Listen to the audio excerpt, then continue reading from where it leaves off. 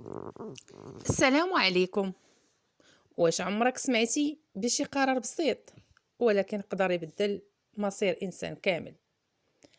هاد القصة ماشي غير حكاية، هادي عبرة ودرس قاسي تعلم منه واحد السيد، ولكن من بعد ما خسر اغلى حاجة عنده.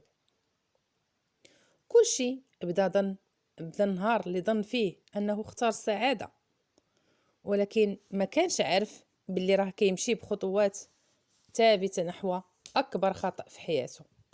خليك معايا حتى الآخر، حتى النهاية ما غاديش تكون كيف ما كتوقع. كان يا ما كان في واحد الدوار بعيد على المدينة، كانت عايشة فيه واحد السيدة بسيطة. صراحة حياتها كانت كلها تعب في تعب. راجلها مات وهي مازال شابة، وخلى ليها ولد وحيد، ما عندها لا سند ولا معين غير الله وداك الوليد اللي كان هو حياتها كاملة. من نهار مات الأب وهي ولات هي الأم وهي الأب. خدمات حمالة مع الرجال، كتفيق من الفجر يعني وهي كتهز داك الحمل فوق ظهرها، وكتقول ديما غير ولدي يكبر وما نحتاج لتا شي حد ونتهنى وتكون حياتي زوينة. كانت كتوكل ولدها من عرق جابينها، يعني حلال، ورباتو على الأدب، على الصلاة، وعلى الخوف من الله. كبر الولد، قرا شوية ومن بعد خدم وبدا يوقف على رجليه. وحتى ملي كبر وبدا كيخدم، الام ما حبستش الخدمه، يعني كانت ديما كتقول ان الزمن يعني ما مأمنش له. ديما بقات كتعاونو وكتخدم معاه. جا الوقت اللي الولد تزوج بواحد البنت. في الاول كانت الحياه زوينه، يعني عاشوا عام ديال الهنا، ولكن من بعد الزوجه تبدلات، ولات كتقول له الدار صغيره، خاصك تكبر مشروعك، الام ديالك ما بقاش خاصها تعيش معانا، شوف ليها دار العجزه، وهكا وهكا. الولد يعني نهار بعد نهار بدا كيضعف قدام الكلام ديال الزوجه ديالو، وبدا كيصدق داك الكلام اللي كتقول له. حتى لواحد النهار مشى عند الام ديالو وقال لها يما الدار صغيره وخاصك تمشي لدار العجزه، يعني هكا تمشي لدار العجزه بلا مقدمات. يعني الام تسمرات في بلاصتها، القلب ديالها تهرس، ما صدقاتش ودنيها.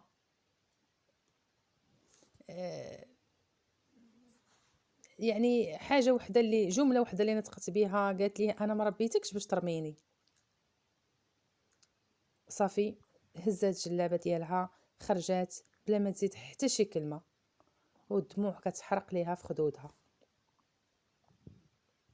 مشات لدار الوالدين، يعني الدار اللي كبرات فيها ديال والديها هي في البلاد في بلاصه اخرى. دار قديمه مسدوده عامره كلها غبره. دخلات جلسات شويه، ناضت كتشطب كتقلب على شي بلاصه تنعس فيها، لان الدار مهجوره راه كلها غبره ووسخ. وهي جالسه كتشطب وكتنقي في الدار، هو يبان ليها واحد الصندوق ديال الخشب، بان ليها في واحد البلاصه. جاها الفضول، مشات وحلاتو. صراحه ما لقات فيه لا ذهب ولا فلوس، لقات فيه وراق، هذوك الوراق عقود، يعني عقود قديمه. داتهم لواحد السيد قراهم ليها. داكشي اللي قال ليها تفاجات بزاف. قال لها هاد العقود راه فيهم واحد اراضي راه كاينه، ها في كاينه وها في كاينه وسط الجبال. ايوا ملي مشات يعني كتسول، لقات ان دوك الاراضي ولاو دابا واحد المناطق كبار فيهم مشاريع كبار، يعني القيمه ديالهم ولات بالملايير. ايوا هنا السيده حالتها تبدلات، ولكن القلب ديالها صراحه بقى كيف ما هو، يعني ما بدلاتهاش فلوس. لكن اول حاجه دارت انها مشات وشرات دار ديال الايتام، دار الخيريه، يعني بدات كتعطي من هذيك الفلوس صدقات. عاشت مزيان، ولات الحاله ديالها مزيان، ولكن بقات ديما متواضعه. ايوا من جهه تانية الولد بدا المشروع ديالو، يعني اللي كانت الزوجه ديالو كتلح عليه، دارو طلعوا، ولكن بدا كيطيح لان الديون تراكمات عليه الديون بزاف، لان داكشي ما طالعش على الساس. ايوا ملي شافت الزوجه انه الزوج ديالها فلس، ما بقات عنده والو، يعني ولاو عايشين في الفقر، طلبات الطلاق. بعد ما طلبات الطلاق مشات، يعني لان هي مهووسه غير بالفلوس، مشات كتقلب على راجل اخر، لقاتو تزوجات بواحد السيد غني لاباس عليه، ولكن ما عرفاتش بان هذاك السيد راه تاجر مخدرات. الوقيته اللي غيشدوه البوليس شدوها حتى هي معاه، ودخلات الحبس، خضات سنين في الحبس. اما الولد اللي كان الزوج ديالها الاول، ولد السيده، يعني وصافي تا هو وصل الحضيض، الاخر عليه جاو يعني باش يحجزوا على الدار. ملي جاو غيحجزوا على الدار، يعني خصو يخرج الفراش ديالو الاثاث، عيط لواحد صاحبو باش يعاونو. يعني جاو بداو كيحيدوا في الحوايج، وهما يلقاو يعني شي اغراض غريبه، يعني لقاوها في بيت النعاس، في الناموسيه. لقاو يعني طلاسيم، لقاو كتابه، لقاو شي حوايج عندهم علاقه بالسحر وبالشعوذه. هو صاحبو هو يقول لي خصنا نعيطوا للوالده ديالك، يعني هاد الشيء راه بان ليا غريب. قال له نعيطوا ليها، واخا الولد يعني ديك كلمه نعيطوا ليها غير قالها، يعني ما تيقش في راسو. الصديق ديالو عيط للوالده، قال لها راه ولدك راه محتاجك، يعني بغاك تجي عنده للدار. جاوبته قالت لي انا ما عنديش الولد، ولكن بقى كيلح عليها باش تجي تشوف، يعني تشوف راه كاين شي حاجه غريبه في الدار. منين دخلات وشافت داكشي، يعني هذيك الكتبه، لدرجه انها تصويرتها هي والولد ديالها مكتوب فيهم. السيده مي دخلات بقات كتقرا في القران، ويعني بكات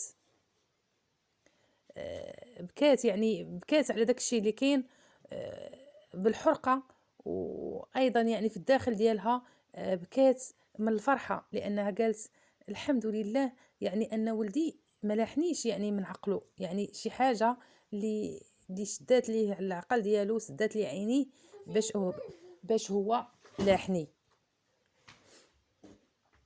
شدات الولد ديالها وعنقاتو، عنقها هو، ولكن هو باقي شاد في داكشي، يعني ما غير بغى يدير لها خاطرها، اما القلب ديالو باقي ماشي مع الام ديالو.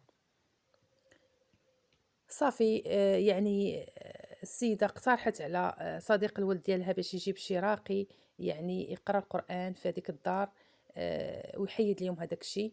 جا الراقي، يعني ان فوا يعني بمجرد ما تقرا القران وزال هذاك السحر والشعوذه، الابن عاد فاق وتلاح في العنق ديال امه وعنقها مزيان. من بعد عاد عرفت بانه هو يعني الشعوذه اللي كانت شاده، ماشي شي حاجه اخرى، الشعوذه اللي كانت الزوجه ديالو كانت كدير، يعني باش تخسر العلاقه بينه وبين الام ديالو. الام ديالو قالت له شنو كنتي غدير لهذا الشيء؟ قال لها كنت زعما غادي نخرجوا. قالت ليه لا، كيف ما غتبيع الدار بيعوا مع الدار، او لا عطيه، او لا غير اللي جاب لك، المهم حتى شي حاجه يعني ما تتبعك، صافي اجي غير بوحدك. صافي باع هذيك الدار وتخلصوا الديون، وكملت ليه الام ديالو باش يخلص هذاك الشيء اللي كان مرهون ليه. صافي ومشى كيعيش مع الام ديالو. ملي مشى يعني داك الخير اللي شافو، قال لها الوالده منين جبتي هذا الخير كله؟ يعني حكات ليه القصه. حكات لي القصه وقالت لي من النهار اللي يعني خرجتيني وجريتي عليا من ها شنو لقيت، وها شنو مشيت لدار والديا شنو لقيت. يعني صافي السيد تما تحنى عليها وباس ليها يديها وقال لها سمحي لي بزاف. صافي من تما عاشوا في الخير. هو يعني تكلف بالمشروع ديال الوالده ديالو. الام بقات كدير الخير. ومن بعد يعني اقترحت عليه الزواج. في الاول رفض لانه قال لها ما بغيتش نعاود ديك التجربه اللي انا عاودتها، لكن بقات كتلح عليه وقالت لي ان هذه هي سنه الحياه وخاصك تزوج، وربما يعني تلاقى مع شي بنت الناس اللي حسن. يعني من بعد تزوج بواحد اليتيمه اللي كانت في الاصل آه، الام هي اللي اختارتها له، لانه شرط عليها ان هي اللي تزوجوا هذه المره. صافي اختارت ليه واحد البنت يتيمه، بنت الاصل.